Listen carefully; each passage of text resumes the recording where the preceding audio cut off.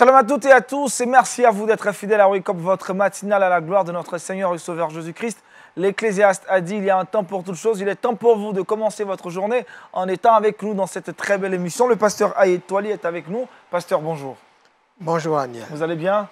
Oui, merci. Merci d'être avec nous ce matin. Jean-Richard, bonjour. Bonjour Aniel et shalom à tous. On va bien? Très bien, merci. Gloire à Jésus-Christ. Juste à ses côtés, Paul Félicia, shalom.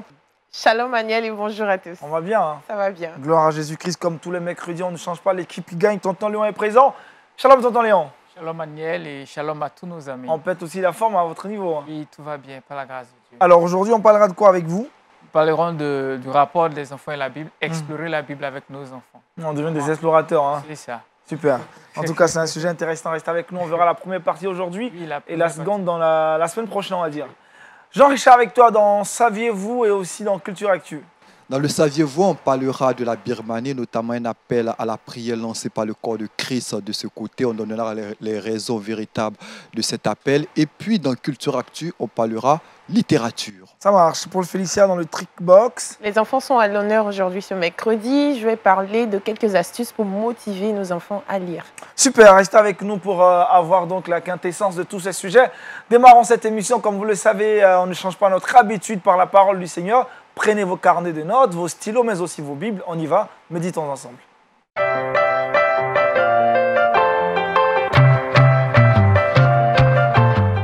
Être et vivre chrétien est le terme que le pasteur Ayed Touali aborde ce matin dans l'exhortation du jour. Allez-y, pasteur. Salut à tous. Nous allons ouvrir nos Bibles dans le livre des Actes, au chapitre 11, versets 19 à 26. Actes des Apôtres, chapitre 11, versets 19 à 26. Ceux qui avaient été dispersés par la persécution survenue à propos d'Étienne allèrent jusqu'en Phénicie, dans l'île de Chypre et à Antioche, annonçant la parole seulement aux Juifs. Il y eut cependant parmi eux quelques hommes de Chypre et de Cyrène qui, étant venus à Antioche, s'adressèrent aussi aux Grecs et leur annoncèrent la bonne nouvelle du Seigneur Jésus. La main du Seigneur était avec eux, et un grand nombre de personnes crurent et se convertirent au Seigneur. Le bruit en parvint aux oreilles des membres de l'Église de Jérusalem, et ils envoyèrent Barnabas jusqu'à Antioche. Lorsqu'il fut arrivé et qu'il eut vu la grâce de Dieu, il s'en réjouit et les exhorta tous à rester d'un cœur ferme attaché au Seigneur. Car c'était un homme de bien, plein d'Esprit Saint et de foi, et une foule assez nombreuse se joignit au Seigneur. Versets 25 et 26. Barnabas se rendit ensuite à Tars pour chercher Saul. Et l'ayant trouvé, il l'amena à Antioche. Pendant toute une année, ils se réunirent aux assemblées de l'Église et ils enseignèrent beaucoup de personnes. Ce fut à Antioche que pour la première fois, les disciples furent appelés chrétiens. Être et vivre chrétien. Quand nous regardons notre Bible depuis le commencement jusqu'au dernier verset, le mot chrétien ne se trouve nulle part. On trouve des mots comme les pharisiens, des mots comme les sadduciens, des mots comme les hérodiens, mais jamais le mot chrétien. Les pharisiens étaient un groupe religieux, une secte juive qui était très attachée à la loi. leur nom vient d'un mot qui signifie séparé. Donc, ils étaient toujours à part. Et ils défendaient leur cause, défendaient la loi. Et ils vivaient. On voit comment ils ont frappé Jésus, enfin, ils ont persécuté Jésus. Ils défendaient. Une fois, Jésus a guéri des personnes le jour du sabbat. Le miracle était constaté, tout le monde s'en réjouissait. Et eux, ils ont dit, comme c'est fait un jour de sabbat, ce n'est pas validé. Réunis ce miracle. Il a guéri un aveugle-né. Tout le monde le connaissait comme aveugle-né. Mais les pharisiens ont dit, comme il a fait ce miracle, il a guéri cet homme, le jour du sabbat, ce n'est pas un bon miracle, ce n'est pas un vrai miracle. C'est comme ça qu'ils défendaient leur position. Tu peux faire une bonne chose, mais si ça ne respecte pas les règles pour eux, ils vont te combattre. Les Sadducéens, eux, ils sont descendants de Sadoc, le sacrificateur. Ils étaient aussi des conservateurs. Eux ne croyaient pas en la résurrection. Les Hérodiens, on n'aura pas le temps de lire tous les versets qui les concernent. Eux, ils n'étaient pas une secte, mais ils étaient plutôt un groupe politique. Ils sont mentionnés dans Matthieu 22. Et eux, ils défendaient la dynastie de Hérode. Donc, ils voulaient que ce soit la dynastie de Hérode qui règne dans la Judée. Et ces groupes-là se combattaient entre eux. Chacun voulait être le meilleur. Et puis, Jésus-Christ il commence son ministère, il meurt.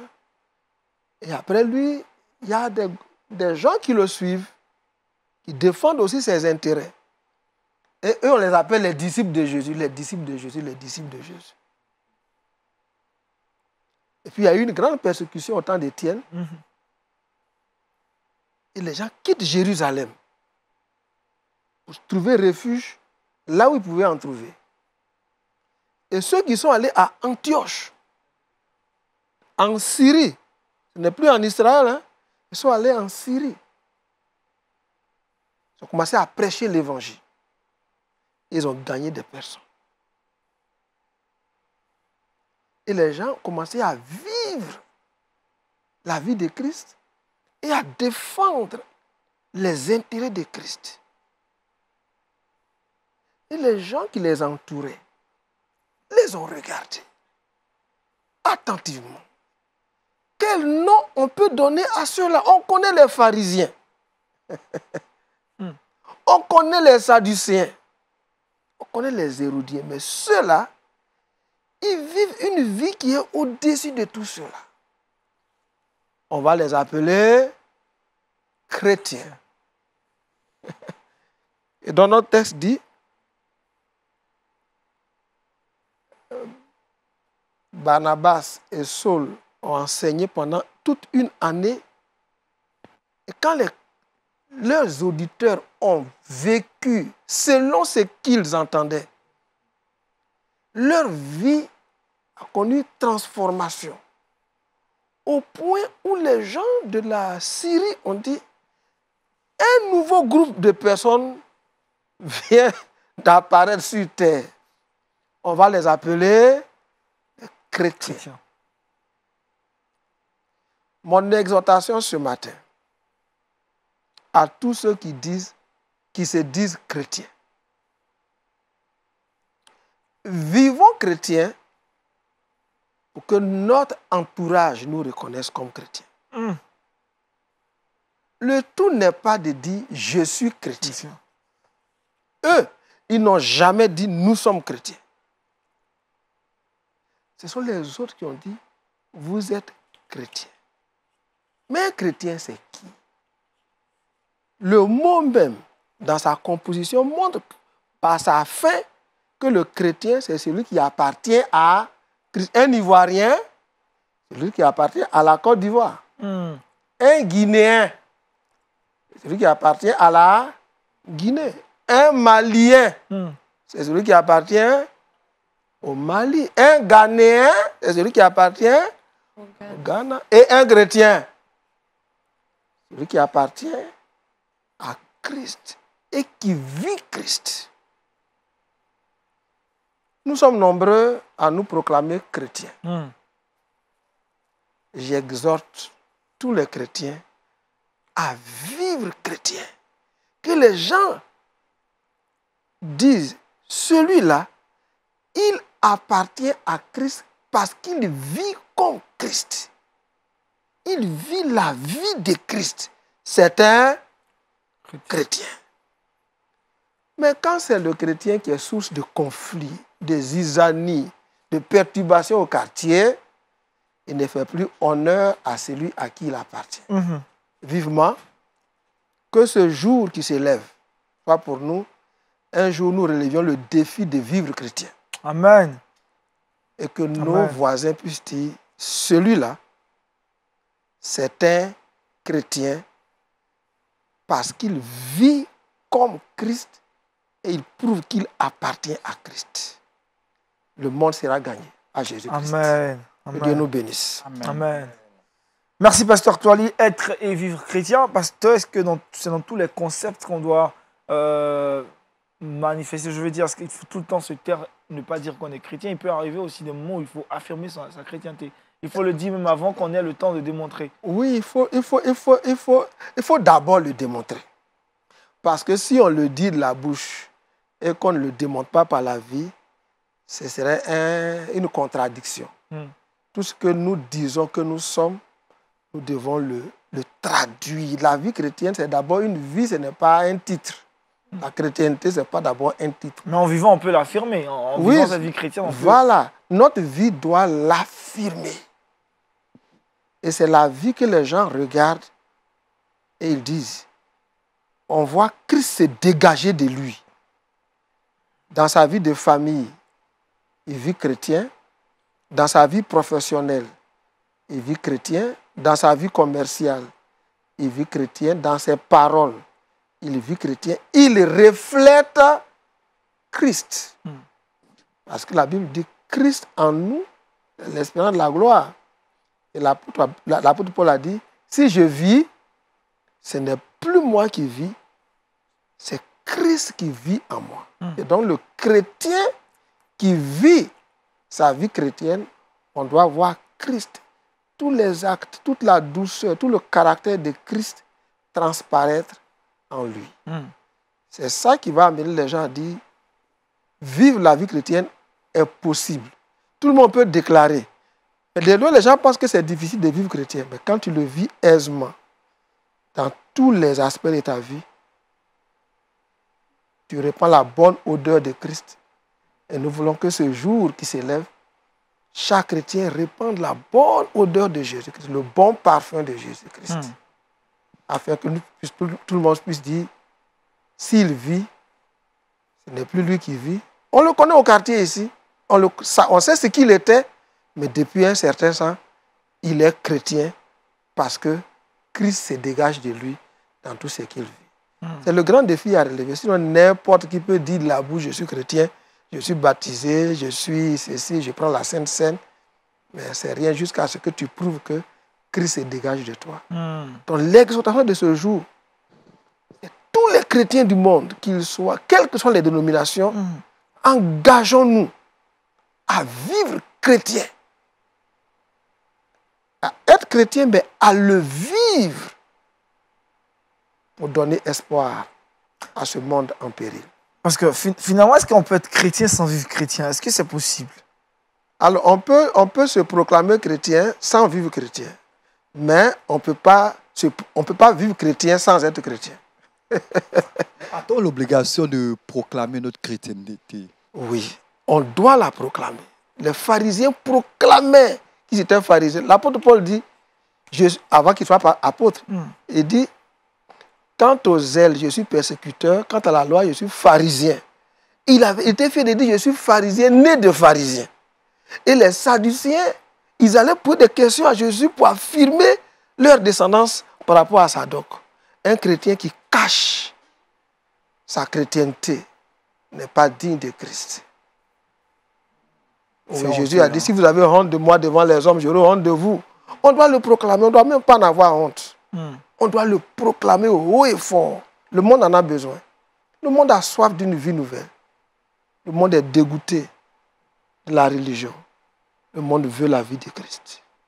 C'est lui l'espoir de l'humanité. Ne cachons pas notre chrétienté. Dans le bus. Qu'est-ce qui peut empêcher les gens vraiment d'affirmer leur identité chrétienne, pasteur? Est-ce qu'il y a des raisons qui pourraient justifier cela? Si quelqu'un... Est-ce que ce n'est pas aussi par sagesse divine? Non, non, non, ce n'est pas par sagesse. Si quelqu'un a honte ou bien si quelqu'un hésite à le faire, c'est qu'il n'est pas convaincu de ce qu'il est chrétien. Oui, la vie chrétienne, elle est... Ce n'est pas du fanatisme, mais on veut être une source de bénédiction pour les autres. Si je sais que Christ a transformé ma vie et que j'étais un homme pervers, un homme dépravé, mais Christ a donné un sens à ma vie et qu'autour de moi, je vois des gens qui vivent la vie que je vivais, je dois leur donner l'espoir. Je dois leur dire, venez, venez, il y a mieux que ce que vous faites et ce que vous êtes. J'étais comme vous. Et puis, quand tu vis chrétien, au quartier, tout le monde te sollicite parce qu'on sait que tu es la lumière du quartier et tu es le sel du quartier. Tu peux être une solution. J'ai habité un quartier où il y avait un monsieur qui ne permettait à ses enfants d'aller chez personne. Je ne vous permets pas d'entrer chez qui que ce soit ici. Mais ses enfants venaient chez moi. Il a dit à ses enfants, si vous devez aller chez quelqu'un, dans une famille, c'est dans cette famille-là, c'est la seule famille où vous pouvez avoir des amis. Et quand nous sommes arrivés dans ce quartier, j'ai dit à mes enfants, à ma femme, nous sommes venus ici pour être le sel de la terre. Nous sommes venus pour refléter Christ. Et on s'efforçait à répandre Christ partout. Pas par fanatisme, mais on était polis, respectueux, on rendait service à tout le monde. On était attentionnés, disposés à servir tout le monde. Et cet homme, il est venu un jour me voir pour dire, pasteur, je veux que tu viennes intervenir dans ma famille. C'est chez moi seul qu'il permettait à ses enfants d'entrer. C'est ça, nous sommes ambassadeurs de Jésus-Christ. Une ambassade qui cache son drapeau n'est pas digne du pays qu'elle représente. Ça, c'est fort, ça. Belle image, pasteur. Donc, partout où nous sommes, proclamons Christ. C'est lui et lui seul. Ce matin, on a tous nos drapeaux. Hein, et on les affiche fièrement. Vous allez prier pour nous ce matin, prier pour nos téléspectateurs, que Dieu nous aide vraiment à être et vivre pleinement Jésus-Christ. Seigneur, beaucoup de tes enfants sont chrétiens, mais n'arrivent pas à le prouver dans leurs actes de chaque jour. Je prie pour que le Saint-Esprit prenne le contrôle de nos sentiments, de nos émotions, de nos actions, de nos paroles, et même de nos réactions devant les situations, afin que, à côté du fait que nous sommes chrétiens, nous voulons vivre chrétiens. Nous voulons refléter le Christ. Et nous voulons que notre témoignage chrétien vienne de ceux qui nous regardent. Et qu'ils puissent dire, je vois que Christ vit vraiment en toi. Que ce jour soit un jour de bonnes nouvelles pour chacun de tes enfants à travers le monde. Au nom de Jésus. Amen. Amen. Amen, amen. Merci encore au pasteur Toali Aye. Je rappelle le thème du jour, être et vivre chrétien. Parlons maintenant culture avec Jean-Richard dans Culture Actu.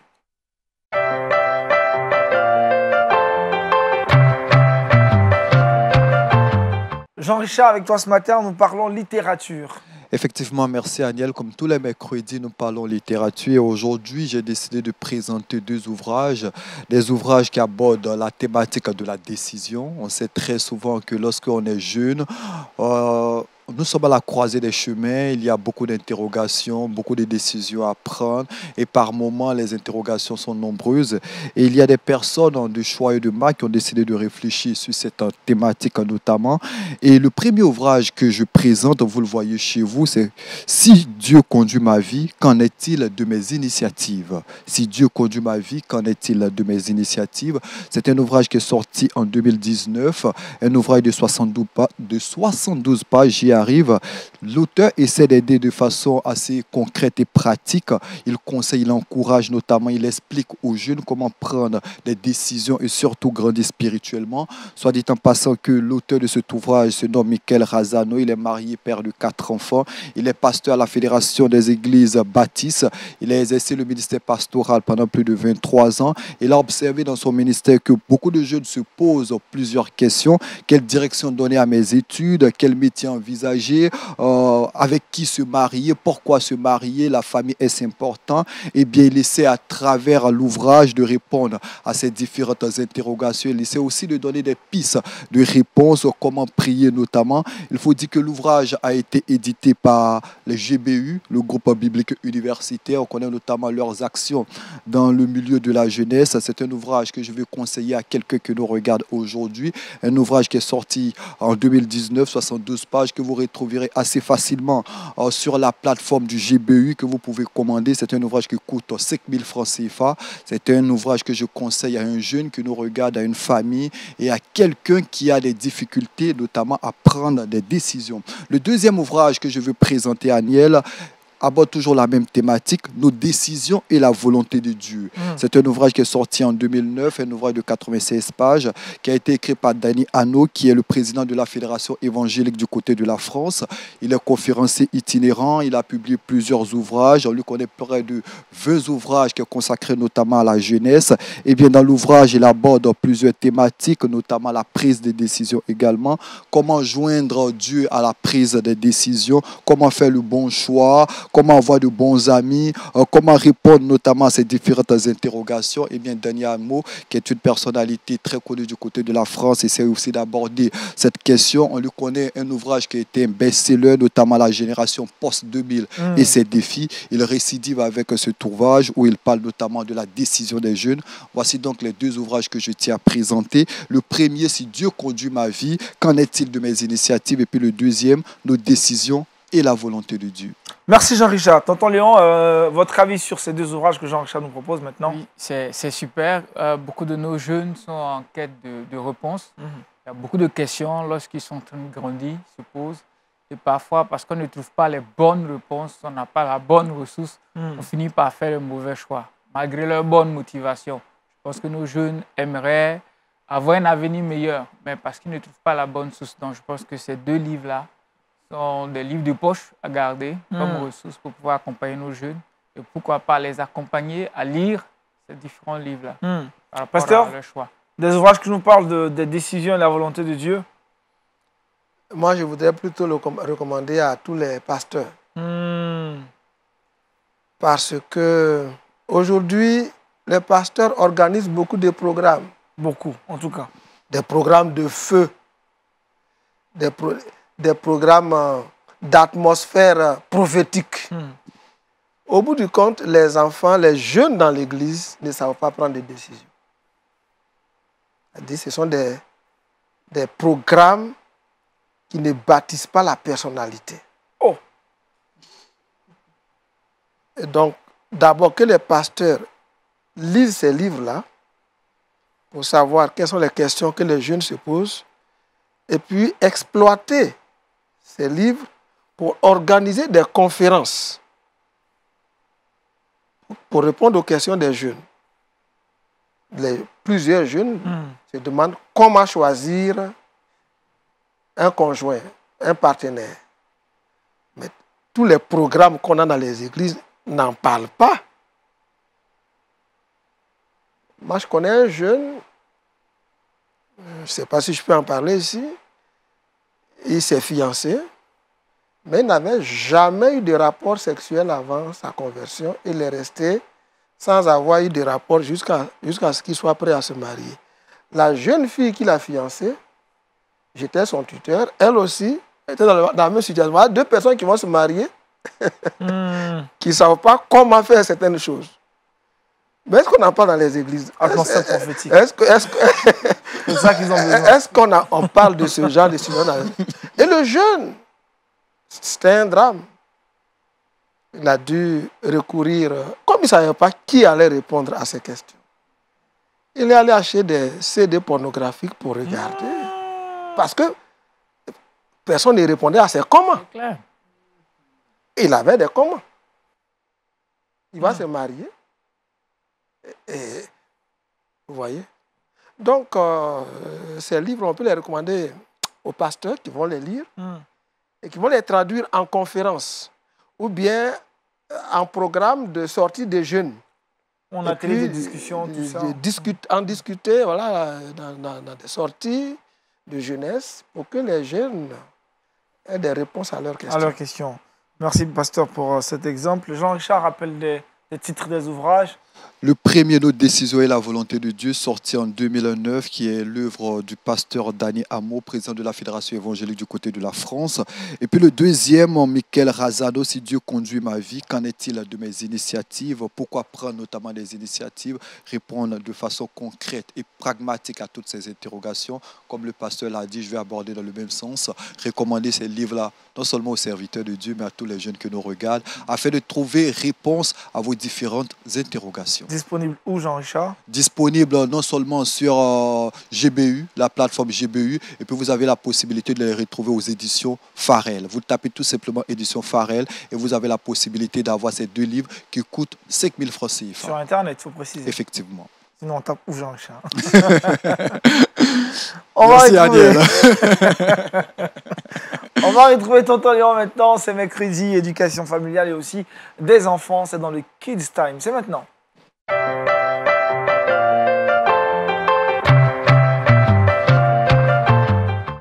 Portez vos différentes casquettes d'explorateur ou d'exploratrice, on en parle aujourd'hui. Explorer la Bible avec les enfants. Tonton Léon nous donne toutes les démarches à suivre. Ok, merci bien Daniel. Et coucou à nos amis. Effectivement, nous voulons parler de transmettre, comme on appelle, l'amour de la parole de Dieu à nos enfants.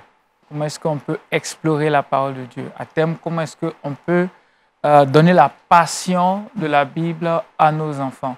Si très tôt, ils ne s'intéressent pas à la Bible, ça devient compliqué pour la suite. Plus tard, la vie de méditation, lire la Bible, mémoriser, avoir toujours sa Bible sur soi et tout ça, c'est dans l'enfance que souvent, quand c'est raté, ça devient de plus en plus difficile. Quelle est l'image que les enfants ou les jeunes, mais la plupart des chrétiens aujourd'hui ont de la Bible? C'est un gros livre avec des petites écritures noires sur des pages blanches.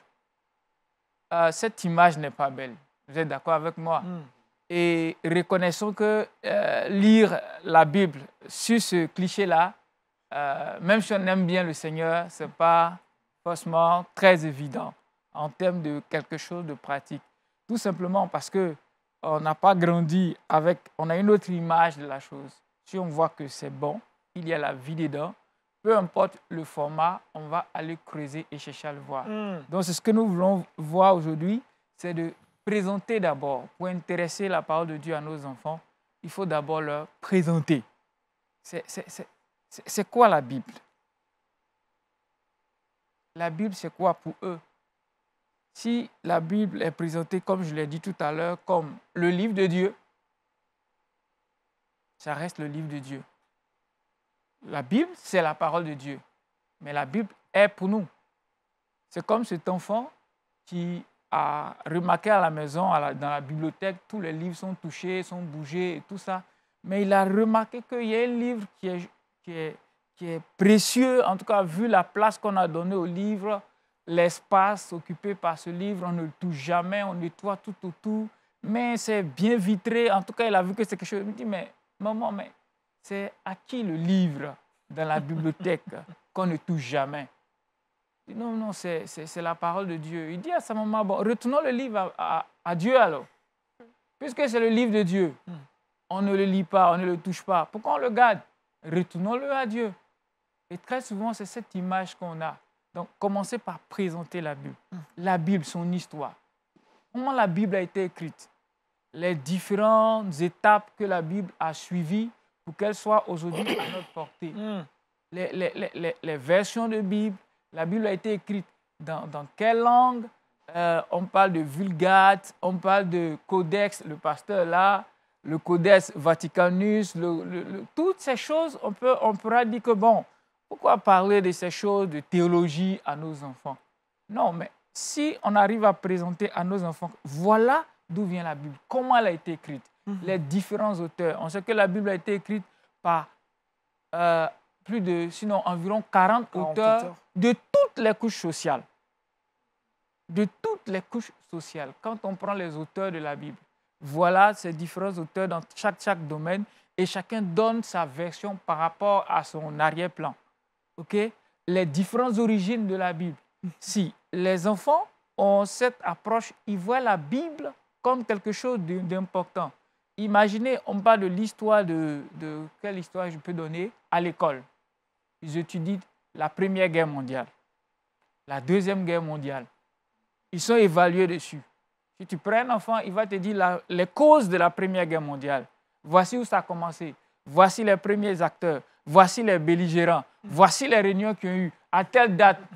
Daniel, on a vu ça. Exactement. On stressait pour bosser ces différentes dates sur les États. La guerre du Vietnam. Oui, et tout ça, la guerre du Vietnam, tout ça. Et toutes ces informations, au finish, finissent par quoi? Par nous faire aimer la chose. On est content de décrire la Première Guerre mondiale depuis ses origines jusqu'à la fin, la Deuxième Guerre mondiale. Mais c'est parce qu'on connaît l'origine, les acteurs, les tenants et les aboutissants. Ça nous reste. Si on arrive à présenter la Bible dans toute sa beauté, d'où elle vient, comment est-ce que c'est un livre assez important, les différents auteurs. La Bible, c'est une bibliothèque de 66 livres.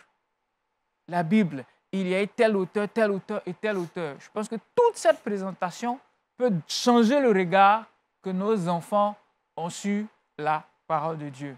Parce qu'elle est là, il faut la lire. Mais c'est qui, c'est quoi, d'où ça vient? Comment est-ce que c'est important pour moi? Et c'est extrêmement important. Donc, d'abord, présenter la Bible dans ses origines jusqu'à ce qu'elle arrive aujourd'hui. Aujourd'hui, on a des versions numériques. Mais avant qu'elle soit une version numérique, quelles sont les différentes versions que la Bible a. Les enfants se posent la question. Il y a le TOB, traduction œcuménique de la Bible. Il y a Louis II. Il y a, comment on appelle, Darby. Pourquoi il y a beaucoup de versions et tout ça? Les enfants arrivent à poser, mais quelle est la vraie Bible? Les évangéliques, l'enfant vient avec une Bible TOB. Très souvent, on dit, ça, ce n'est pas la Bible. Pourquoi ce n'est pas la Bible? Et pourtant, il réalise que dans tes 66 livres, en plus de tes 66 livres, j'ai plus que ça. Pourquoi pour moi, ce n'est pas la Bible et pour toi, c'est la Bible? Donc, il y a tout ça qu'il faut clarifier dans l'esprit des enfants pour pouvoir leur présenter la Bible dans toute sa beauté. Ça, c'est la Bible en tant que ressource. Maintenant, comment ils peuvent s'intéresser au contenu de la Bible? Là, il faut raconter la Bible. Et pour les enfants, la meilleure manière de leur présenter le contenu de la Bible, c'est les histoires. 75% des passages bibliques sont des histoires. Et plus de 50% de la population mondiale apprend par les histoires. Si vous commencez à présenter quelque chose et vous commencez par une histoire, ça passe plus. Parce qu'après, ça va rester aux gens. Les gens que je croise par rapport à l'émission, ils arrivent à me raconter « Ah, tonton Léon, tu as raconté telle histoire, tel jour. » Parfois, ils me donnent des détails. Mais si je leur disais c'est sur quel thème, souvent, il a oublié les thèmes. Mais il connaît l'histoire. Et par l'histoire, il arrive à garder les principes. Donc, raconter l'histoire. Leur dire, souvent l'Ancien Testament, commencer par l'Ancien Testament, les récits de la création, l'histoire de Moïse, de Noé, la sortie du peuple d'Israël, ça fixe l'évolution de la parole de Dieu dans la pensée de nos enfants. Et la manière de raconter, il faudrait raconter avec vie, avec le gestuel. Il ne faut pas raconter. Dieu a dit à Noé d'aller en Égypte, faire sortir le peuple d'Israël. C'est super. Mais avec les enfants, il faut être expressif. Il faut mimer. Vous allez me dire que non, je n'ai pas le talent. Non, non, laissez le talent. Essayez de vous mettre dans l'histoire et de leur présenter avec force et avec vie. C'est ce qui va leur rester. Et en expliquant, il ne faut pas aller plus loin. Ça, je m'adresse particulièrement aux moniteurs. Souvent, dans le zèle, on veut expliquer l'histoire. C'est comme un moniteur qui dit « Jésus est mort ». Et premier jour, on a réveillé Jésus, il ne voulait pas se réveiller. Deuxième jour, on a réveillé Jésus, il ne voulait pas se réveiller. Le troisième jour, on l'a secoué, puis il est réveillé. Jésus a ressuscité. C'est assez imaginatif de présenter ça aux enfants. Mais cet enfant grandit avec le fait que Jésus était quelque part, on le réveillait. Il dormait en plus. Il dormait, donc il n'était pas mort. Jésus est mort. Il est bien mort et ressuscité le troisième jour. Jésus ne dormait pas quelque part pour attendre le troisième jour, où il fallait le réveiller. Donc en racontant l'histoire, pour les enfants, les détails, ils vont le garder. C'est comme ma fille, les soirs, elle aime bien l'histoire de Marie, naissance de Jésus. Chaque soir, en tout cas quand elle a l'occasion de m'avoir couché, il faut que je raconte. Pourtant, on connaît l'histoire. Donc un soir, j'ai voulu couper l'histoire, aller plus vite. Bon, Jésus, Marie est tombée enceinte, Jésus est né. Elle dit non, papa, tu as oublié. L'étoile qui a conduit les mages, c'est important dans l'histoire. Je me dis, mais tu connais l'histoire, pourquoi tu me fatigues? Elle me dit, papa, j'aime quand tu racontes l'histoire. C'est assez important pour eux que cela vienne de nous. Raconter et voir la parole de Dieu. Aussi, pour terminer, il faudrait avoir la Bible à portée de main. La Bible ne doit pas être un livre secret. C'est un livre sacré, mais ça ne doit pas être un livre secret, un livre extrêmement protégé. C'est important le contenu, mais ça doit être à disposition.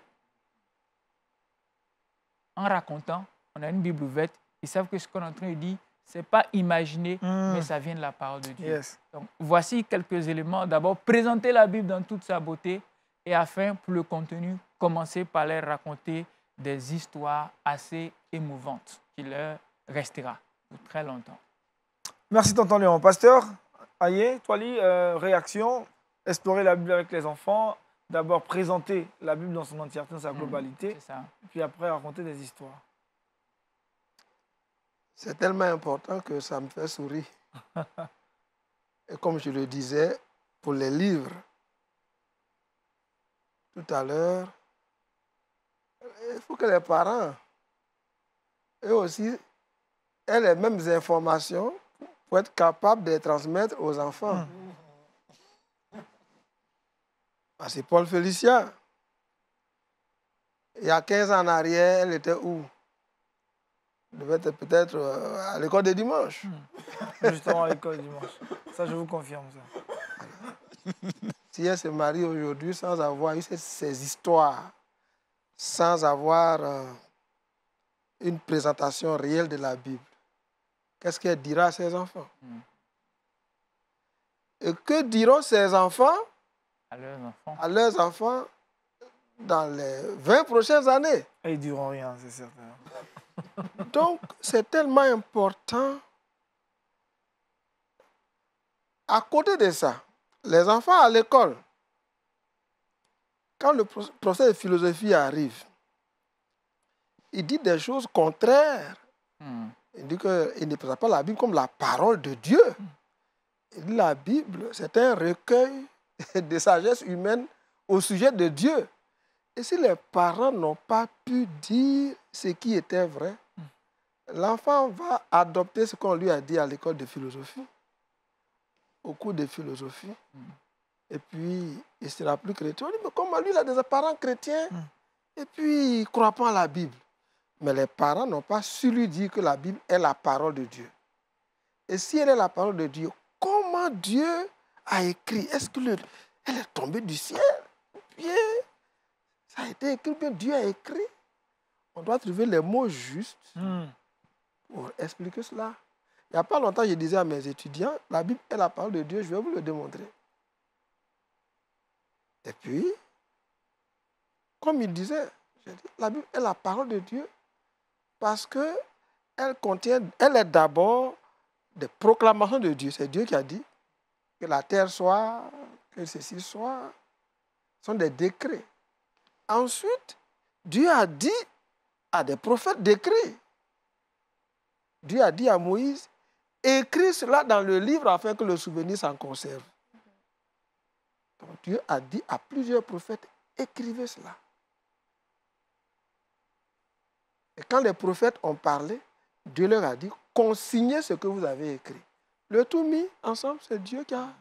C'est la parole de Dieu. Donc, la Bible est la parole de Dieu, mais il faut expliquer comment elle est la parole de Dieu. C'est une très bonne présentation. Quand les gens sont convaincus, quand les enfants reçoivent cet enseignement, ils grandissent avec, et puis ils transmettent à la génération future, ainsi de suite, et la parole de Dieu est préservée. Préservée. Voilà. Merci, pasteur, pour ce plus. Entendons les deux attitudes donc, pour restaurer la Bible, on les rappelle rapidement. Oui, d'abord, leur présenter la beauté de l'origine de la parole de Dieu et leur faire ressortir le contenu au travers de belles histoires. Au travers des belles histoires. Merci, tonton Léon. On retrouve Paul Félicien maintenant dans le Trickbox.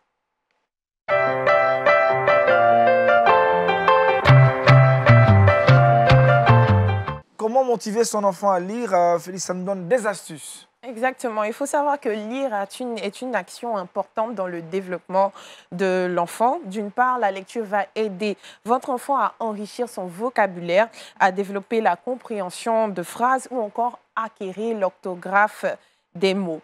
Ensuite, la lecture va permettre à l'enfant de pouvoir développer son imagination au quotidien. Donc, il est clair et net que lire, c'est vraiment très important dans l'éducation d'un enfant. Je suis venue avec des astuces pour pouvoir motiver les enfants à lire, parce que parfois, ça devient comme une corvée pour eux de le faire. Normalement, c'est 6 astuces, mais aujourd'hui, je vous en donnerai que 3 et une prochaine fois, je vous donnerai la suite. La première des choses, c'est qu'il faut lire avec son enfant. Voilà, si on veut motiver l'enfant à lire, il faut pouvoir passer du temps avec lui et lire avec lui.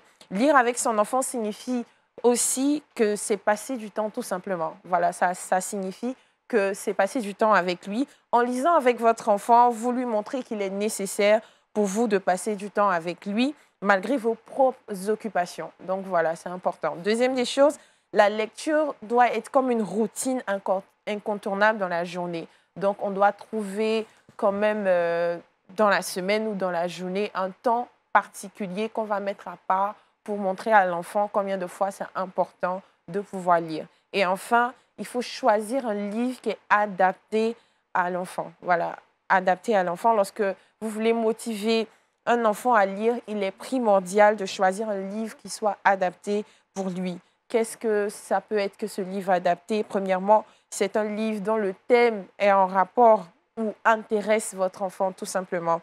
Quels sont les intérêts de votre enfant? Il faut poser la question de savoir les intérêts de l'enfant.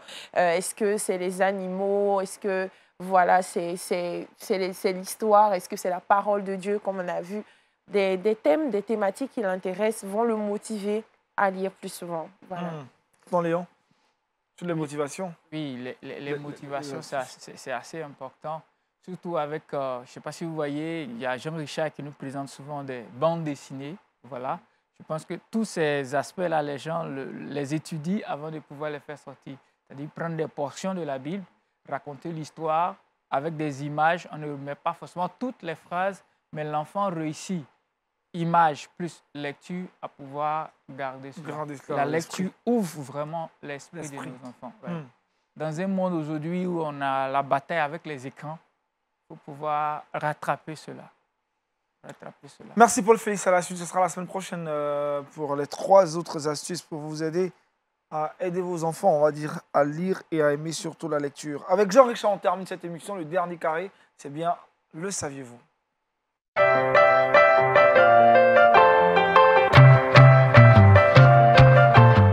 Jean-Richard, avec toi, on part en Birmanie. Effectivement, merci Aniel. Et je souhaiterais aujourd'hui relayer un appel à la prière lancé par tout le corps de Christ du côté de la Birmanie. Pour ceux qui sont férus d'actualité, on le sait plus ou moins tous, la Birmanie qu'on appelle maintenant Myanmar est cristallisé par l'actualité. Pour cause, depuis le 1er février dernier, il y a un coup d'État militaire. La Birmanie, qui est plus ou moins connue depuis son indépendance en 1948 pour avoir connu la dictature militaire, une longue transition vers la démocratie, un pays qui a été notamment abonné à la violation des droits de l'homme, notamment la persécution aussi chrétienne avec les églises fermées, habitations attaquées, chrétiens abattus, femmes harcelées. C'est un pays où la persécution chrétienne reste assez forte, fort malheureusement. Et ce pays, depuis le 1er février dernier, est en proie à des violences, à des manifestations de la population à raison de ce coup d'État militaire. Eh bien, les chrétiens sont dans l'inquiétude. Le corps des chrétiens s'est réuni il y a de cela quelques jours et il y a une communauté qui a été pondue où toutes les églises ont été appelées non seulement à la prière, mais le corps de Christ du côté de la Birmanie a interpellé le corps de Christ à travers le monde afin que nous puissions les porter aussi en prière face à cette situation assez difficile qu'ils traversent. C'est donc cet appel à la prière que je veux relayer. Si vous êtes une famille, si vous êtes quelqu'un qui nous regarde aujourd'hui, dans vos prières, n'oubliez pas le corps de Christ du côté de la Birmanie. Pasteur Toali. Oui, nous voyons cette actualité. Il faut vraiment qu'on se mette en prière. La Bible dit que les souffrances qui sont vécues en tel endroit par des chrétiens sont vécues en d'autres endroits par des chrétiens. Donc, nous commençons une journée, prions pour la Birmanie, les chrétiens de la Birmanie, mais pour les chrétiens partout où ils pourraient être persécutés, ils pourraient être étouffés dans leur foi. Le système qui se met en place aujourd'hui dans le monde, c'est d'étouffer les chrétiens, les mettre au restreint. Et partout, les chrétiens souffrent. Il faut prier les uns pour les autres. Pasteur, justement, vous allez prier pour la Birmanie. On va vous accompagner dans cette prière. Seigneur, nous savons ce que nous avons vécu ici en Côte d'Ivoire, qu'il y a eu des crises. Et nous savons ce que vivent les chrétiens dans tous les pays où il y a des mouvements. Aujourd'hui, c'est la Birmanie. Nous voyons l'actualité. Les chrétiens sont dans la peur. Ils subissent des représailles parallèlement à ces manifestations. Nous prions pour que tu les gardes. Nous prions pour que ta bonne main se pose sur eux. Nous prions pour que eux, là-bas en Birmanie, étant la lumière du monde, que par eux, la solution au problème du pays soit trouvée. Suscite parmi tes enfants des hommes, des femmes qui vont être la solution à ce problème, à ces troubles-là. Nous prions pour leur protection, pour leur sécurité, mais aussi pour leur émergence, leur reconnaissance au nom de Jésus. Amen. Merci, pasteur, pour cette prière. Merci à Jean-Richard. Appelle donc à la prière pour la Birmanie de Chevaux à la maison. Continuez de porter en prière ce pays, la Birmanie, qui traverse une épreuve difficile. Paul Félicia, le verset boussole. Éphésiens chapitre 5, verset 8. Autrefois, vous étiez ténèbres et maintenant vous êtes lumière dans le Seigneur. Marchez comme des enfants de lumière. Le verset est bien clair. Être et vivre chrétien. Le pasteur Ayet Fali nous en a parlé aujourd'hui dans cette exhortation. Merci, pasteur. Merci à tonton Léon. Je rappelle la suite de cette thématique. Ça sera la semaine prochaine. Explorer la Bible avec les enfants. Merci à Paul Félicia, à Jean-Richard et à toute l'équipe de réalisation, de production de Wake Up, de même heure avec Daniel Kragui. D'ici là, portez-vous bien. Bonne suite de programme sur LMTV.